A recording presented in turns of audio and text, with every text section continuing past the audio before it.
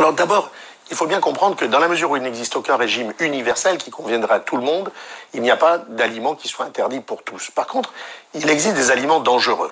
Parmi ces aliments dangereux, ceux que je mettrais probablement en tête, ce sont les poissons gras, et notamment le saumon. Le saumon, le thon rouge, l'espadon sont des poissons qui sont devenus aujourd'hui toxiques et dangereux. Pourquoi ? Parce qu'ils sont chargés en métaux lourds, qui sont des substances extrêmement cancérigènes, comme l'arsenic, le mercure, le cadmium ou le plomb. Et il arrive parfois que l'on trouve dans certains morceaux de saumon des concentrations dans ces métaux lourds qui dépassent, écoutez-moi bien, le seuil de définition des gisements miniers. Cela veut dire que parfois, vous prenez un morceau de saumon, il y a plus de cadmium dedans que dans une poignée de terre que vous avez pris dans une mine de cadmium.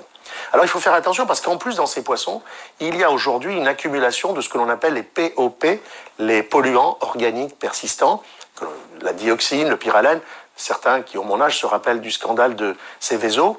La dioxine, qui est extrêmement cancérigène, se concentre dans la chair de ces poissons gras et quand vous les mangez, ces polluants, qui sont très cancérigènes, sont dits persistants car une fois rentrés dans votre organisme, ils vont y rester entre 20 et 30 ans. Pendant 20 ou 30 ans, ils vont faire leur effet cancérigène. Donc, je pense qu'il faut, non pas ne pas en manger, mais en limiter la consommation à une fois par semaine, par exemple, ou une ou deux fois par mois. Le professeur Bourdineau est toxicologue. Il travaille sur la présence de mercure dans l'alimentation.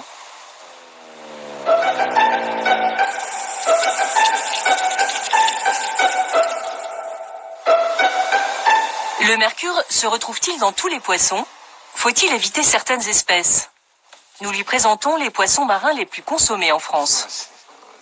La sardine, le saumon, le maquereau,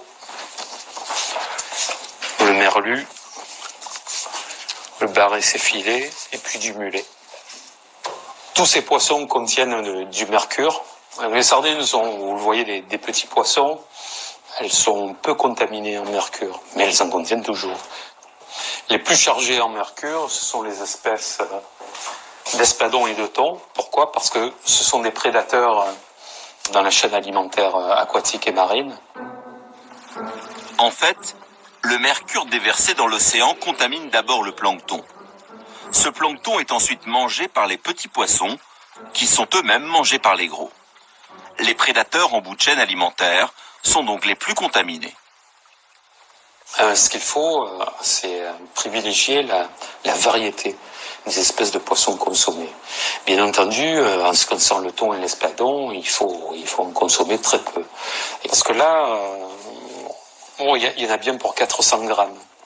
Si je mangeais cette quantité-là d'espadon, il faudrait que pendant quasiment 2 mois, je ne mange plus de poisson. Pourquoi une telle prudence ? En 2013, le professeur Bourdineau a réalisé une expérience sur 3 groupes de 12 souris. Pendant 2 mois, chaque jour, il a ajouté à leur alimentation une quantité très faible de poissons achetés dans des grandes surfaces. Un mélange de cabillaud, thon, espadon et saumon. En 2 mois, les effets constatés sur les souris sont très inquiétants. Même en consommant des quantités minimes de poissons, les souris sont atteintes de troubles de l'humeur, d'anxiété, de tremblements, de problèmes de mémoire, de comportements parkinsoniens et d'une baisse du nombre de neurones. Le poisson que nous mangeons est-il sans danger ?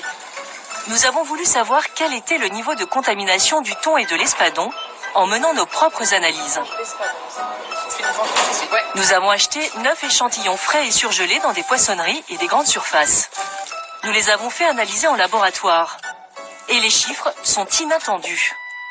Tous les échantillons contiennent du mercure dans des quantités importantes. Et 22% dépassent même les seuils autorisés. Faut-il s'inquiéter de ces résultats ? Roger Langlais est spécialiste des questions de santé environnementale.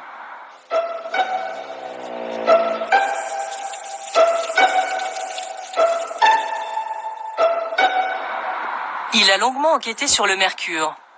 Nous lui demandons ce qu'il pense de nos analyses. Mais hélas, ils correspondent exactement à ce que j'en connais, c'est-à-dire qu'on a des dépassements systématiques des valeurs limites, en fait les normes à ne pas dépasser. Parce qu'il ne faut pas oublier que le mercure, c'est cumulatif. C'est-à-dire que ce qu'on assimile, eh bien l'essentiel reste dans l'organisme, c'est un peu comme la radioactivité. Donc même si les doses sont faibles, plus on commence jeune, eh bien ça va s'accumuler tout le long de la vie et les dégâts vont être considérables. Et il n'y a pas de norme de fixer sur le dépassement sur une existence, vous voyez. Et là le problème c'est que on nage dans un système totalement hypocrite et en plus quand les normes sont dépassées, qu'est-ce qui se passe? C'est que les poissonniers les vendent quand même, parce qu'ils n'attendent pas les résultats. Mieux vaut donc consommer en priorité les petites espèces de poissons. Car même si les doses sont faibles, elles s'accumulent et le mercure n'est jamais sans risque.